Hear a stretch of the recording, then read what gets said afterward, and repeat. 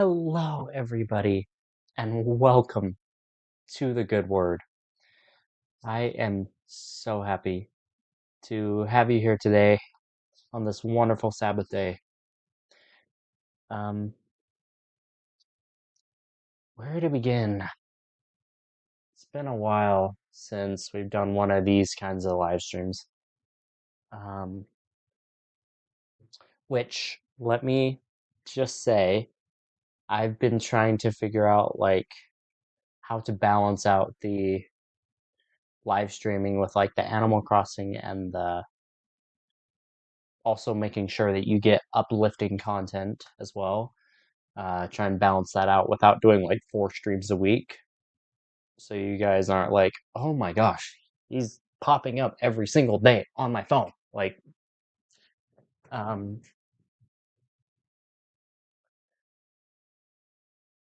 I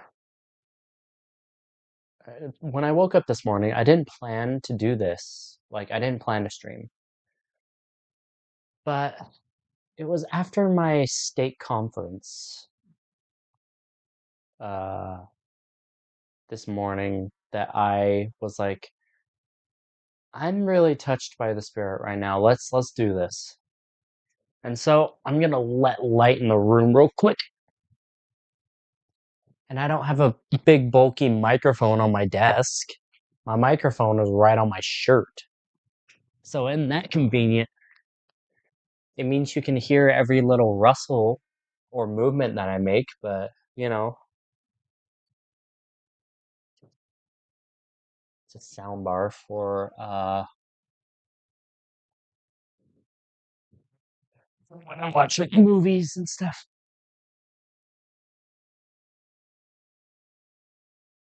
Yeah, yeah, I'm feeling great. I hope you are too. Um,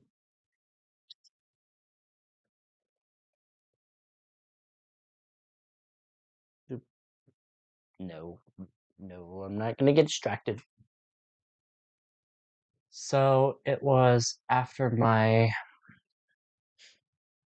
Sorry, I just realized. Actually, I could technically. It feels kind of awkward how I'm just looking this way when you are right there.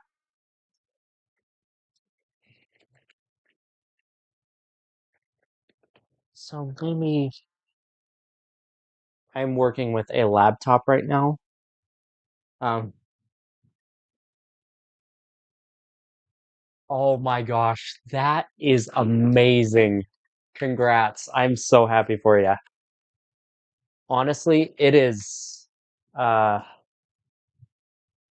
it's a feeling, I'll tell you that. Because it's like when you're a priest, it's like you have the responsibilities of a priest, but it just feels like a whole new world when you enter the elder realm. So that's cool. Okay. Hopefully, I did not just unplug anything that was important.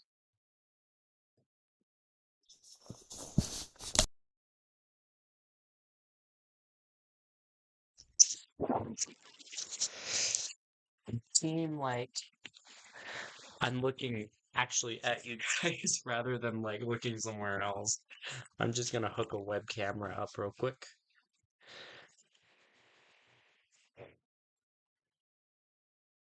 Um,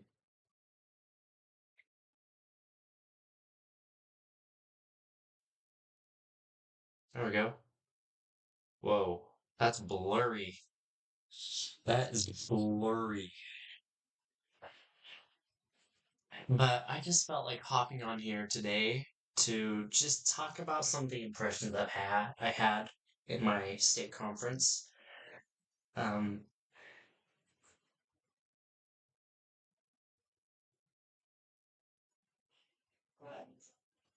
oh man, that is such a great opportunity.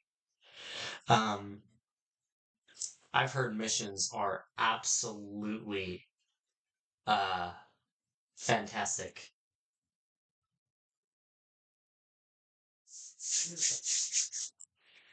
Um, so yeah, I actually wanted to.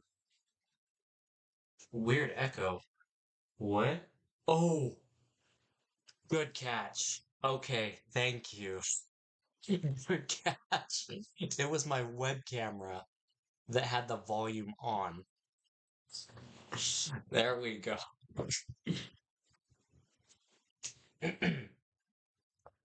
um, that's actually why I wanted to talk about today. So I'm glad you brought that up. Was service because that's we had a visiting authority. What are they called? 70. Talk to us today, and well, it was one of the other talks that it was one of the other talks. I think by the other guy. Uh, I don't know why I'm acting like you know what I'm talking about because it was only me who went to the meeting. So the other guy who spoke, he spoke about like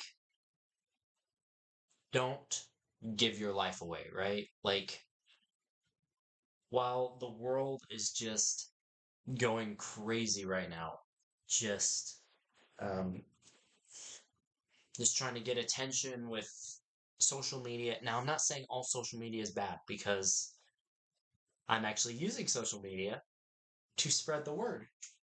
So it can be used in good ways.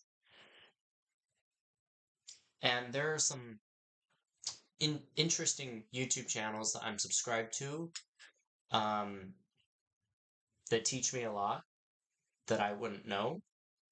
So, oh my goodness. Hold on 1 second.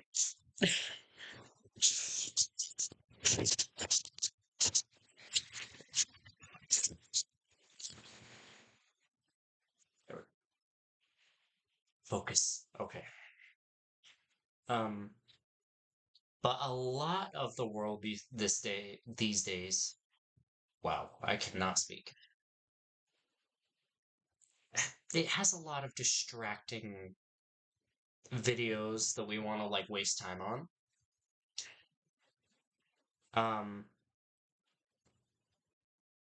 but as I said, there are many great channels that I watch that teach me a lot, whether they're factional or full of facts or uh, there's this one channel I watch who just covers these short little animation videos about uh, all sorts of like interesting history and just makes it into this cool animation and stuff. Um, so what the guy was saying is do not let this world distract you. Because although there's a lot of good, there's also a lot of attention that is wanted for the negative.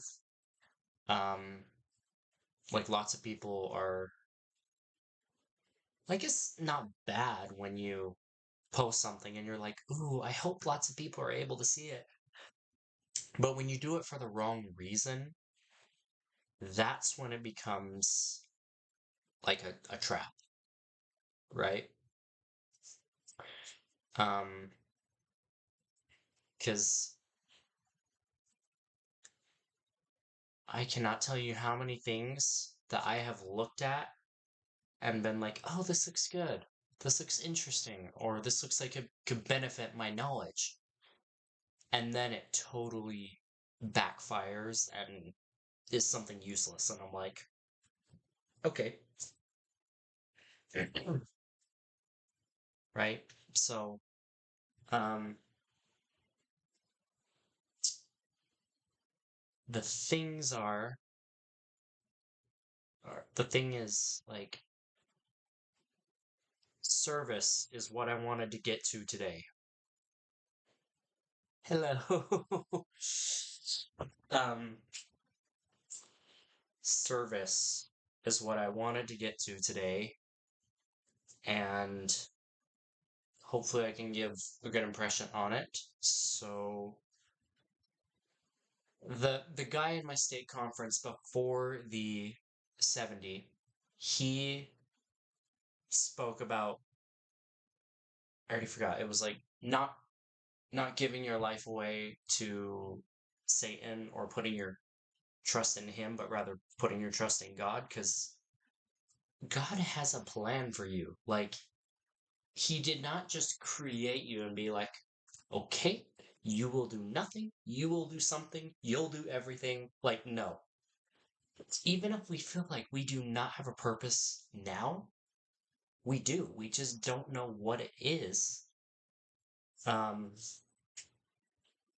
and we just need to be patient because it honestly is really mind blowing on what he has planned for us. Like I was just reading in the scriptures today. Um, who was it? I read this really interesting story. I feel like it's a very familiar one. We all know, but at the same time, it was not like. Let's see.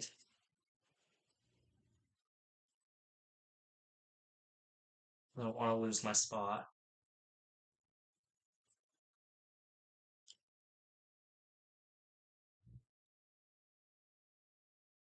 Here it is. It is in Ether chapter 3 on page 492, verse 6. And it came to pass that when the brother of Jared had said these words, behold, the Lord stretched forth his hand and touched the stones one by one with his finger. And then later in the chapter, the brother of Jared is like, if you exist, show your entire body to me. Like, come here and like show yourself unto me. And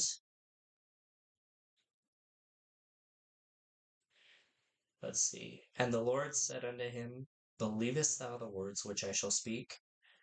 And he answered, yea, Lord, I know that thou speakest the truth, for thou art a God of truth and canst not lie. Um, and when he had said these words, behold, the Lord showed himself unto him, and said, because thou knowest these things, ye are redeemed from the fall. Therefore ye are brought back into my presence. Therefore I will show myself unto you. So he literally was on like a mountain and simply said, God, I need to know that you're real, so show yourself to me. And the fact that the Savior, actually came, like, mind blowing. Like, if I were just to say, like, Jesus, pop through my window, like, it probably wouldn't happen that way. But it's the little miracles that I see that helps me know that he exists. Like, I don't know. I've been thinking about like the worldliness a lot, not in like a bad way, but like uh the wickedness of the world and the like the wars that are going on and all the news that we see these days. Um and one big miracle that helps me know the Savior lives is he has not let us suffer through any of that. Have our lives been easy? No. Have they been threatened by wars? Technically, yes, in the pre-Earth life. But here, I mean, I for one have not experienced any wars. So he is protecting his covenant people from all of the horrific stuff about that's going on in the world. And I just see that as a huge blessing. Like, I've been thinking about the people who are like out on the streets now, who are just sleeping like under tarps or only have a mattress, like uh in like the bigger cities, like maybe Las Vegas or like Salt Lake City. I just think about those people who are like, and these thoughts specifically come to me at nighttime when I'm snuggled up in my bed. These thoughts come to me and I'm like, how lucky I am to have this when other people out there literally are scrap surviving. Like they, and I've even seen videos on social media about people who are in those scenarios who live outside and they don't care about themselves. Like they literally are giving all of their effort of their day to others who are in that situation. And I'm like, he blanket, yeah. he blanket. Actually, that's not a joke. So that's funny that you mentioned that. Like, I just think about the people out there who would literally kill to have a blanket. Like, even this tiny black Cinemark blanket. Anybody would literally just die to have one of these. And I have like an entire mattress that's fluffy and a house that's warm, and I'm like, these thoughts specifically come to me at nighttime. And I'm like, how on earth can we give to these people who are not having a great time right now? Like there's this I've shown you guys this before. There's this one guy I watch who his literal YouTube channel is just to go out in the streets and find people who are homeless or who are suffering through addictions or whatever it may be. And he literally is like, what can I give you? Like, would you like it if I took you to the nearest store and got you like a heater or a blanket or something? Or one recently, he met this like 81-year-old veteran who was homeless. And he was just sitting there, and somebody stole his electric wheelchair. I'm like, people, you don't steal electric wheelchairs from elderly veterans. And so what this guy did was he bought him like a $15,000, $5,000 to $15,000 electric wheelchair, and him and his YouTube community saved up $300,000 for this guy. And I'm just like, that is the, and he, of course, he was in tears and lost his ever loving mind. And he was like treating like being able to get a home like what getting $500 for spending for me is, you know? So I think with the service aspect, um, there are so many things that we can do to help. And one thing I remember him specifically saying, the guy in my conference today, he was like, the Lord has a purpose for you. And although things are just rough, like you might be in relationship trouble, you might be in like debt or schooling or, work is troubling you or whatever it may be. he brought up some of these examples, and he was like, no matter what you're going through, God has a purpose for you. He's just waiting for you to make the right move so he can show it to you.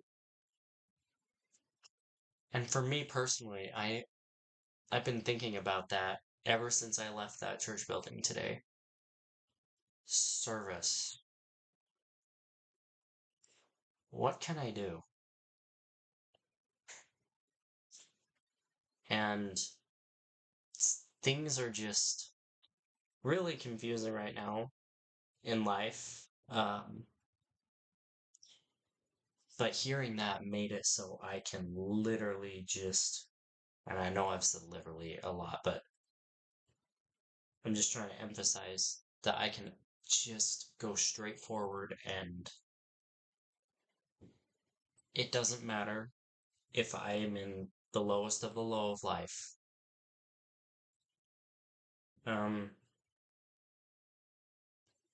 I can be healed, and like it reminds me of a story that the 70 told us today.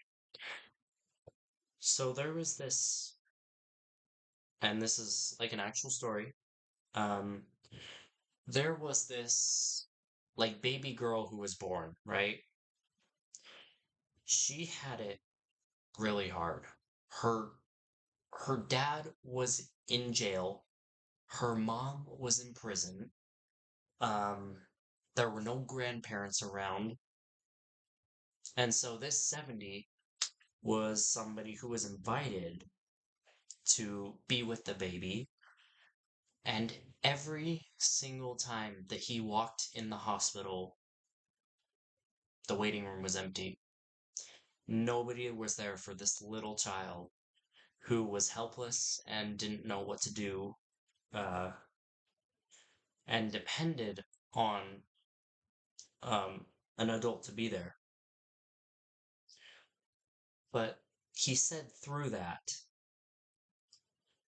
he he felt the unmistakable presence of God, and that that girl was not going to be alone. Like she was not completely alone. Like of course the Savior was with her, even when no physical family members were. And she was like a little baby too, like 8 ounces. Like he could hold her in one hand. And so we can apply the same logic to our lives.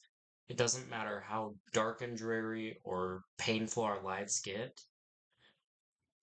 We also got to realize, I hope I don't get emotional for this part. We also got to realize that we, in the coming years, I don't know how many, we are going to witness something that the world has never witnessed. I mean, I witnessed it one time. Um, Let me see here. Let me mute this real quick.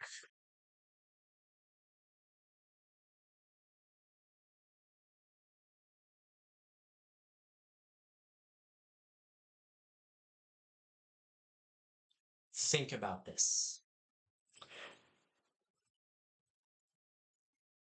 We are going to see the creator of our souls in the flesh for the first time in 2,000 years.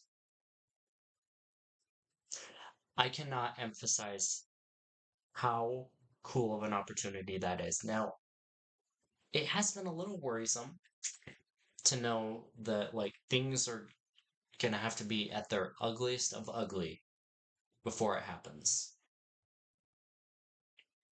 But I know that once all that crap is over and he is here in our presence, we're going to look back at this earthly ministry and we're going to be like, what were we doing? I like to think of the second coming as um like an early passing of our souls, right? Not in like a negative way, but like we are going to be on the earth. We like this earth is going to be the perfect heaven where Satan is bound for 1,000 years. Will we all live till 1,000? No. So, why I think it's a final destination or like an early passing for us is because it's going to be as peaceful as heaven itself. So we go straight from the peaceful earth, we die, go straight to heaven forever. So like there will be no more problems when that happens for the rest of our existence. Like think of how nice that's going to be. Like we go through a bunch of crap, right? Then we we just meet our maker in the flesh, suddenly have this world just disappear from all the wickedness, and we're just on our way to heaven immediately as long as we keep making the right choices. And that has been sticking with me. So if if I wanted you to get anything out of this, anything at all, I would want you to remember that it is your decisions that can impact the lives of others. I know we've heard that through a lot of other resources, but it's true. We can use our decisions for the negative or the positive of other people and for ourselves. Um, if we want to serve others, we can improve their lives. But if we want to talk badly about others, we can lower their lives as well. So it's really in our hands. And I suggest that we all serve as many people as we can. Because it doesn't have to be like giving your entire soul to one person. Um like even smiling at somebody who may be having a bad day. That that can do it. And they may be having an okay day and just be like, oh, he's nice, they're nice. Or they could be having a really bad day and one smile turn their day upwards. I don't think we realize how powerful our actions can be. So I leave you with the invitation to do as the Savior would do and serve serve God um, through through your actions, through your um, through your brothers and sisters, and build a community of eternal family or brother and sisterly love.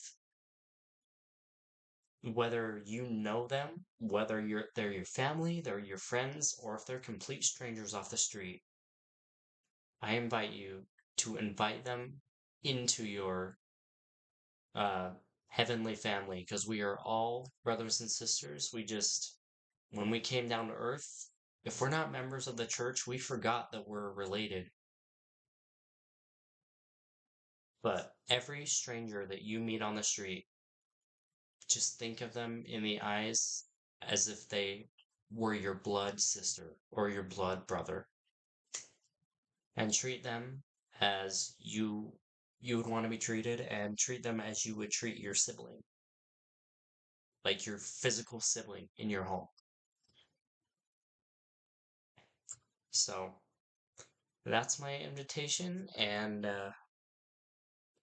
I would like to thank you so much for watching and for joining me on this wonderful Sabbath day, and we will see you uh, in the next one.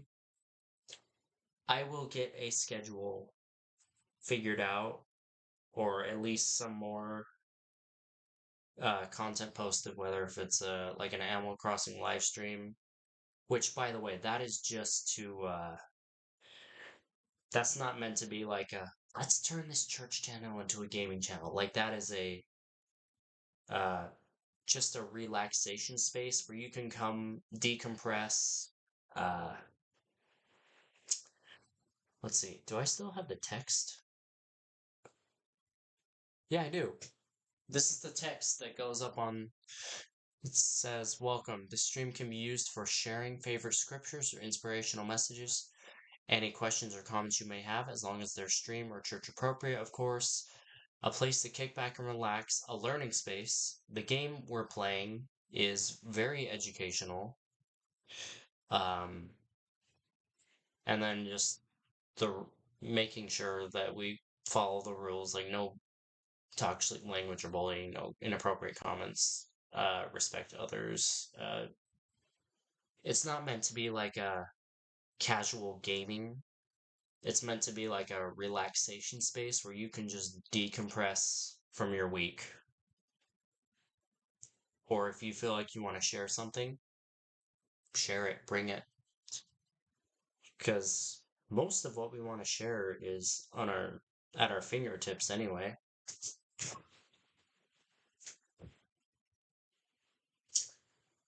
I accidentally paused my music. I had some music on the entire time so I could, because music really helps me focus uh, in certain situations. So, anyway, that's all I have. Thank you so much for watching, and we will see you in the next one. Have a great rest of your Sabbath, and um, yeah, we will see you sometime this week. I'm hoping to get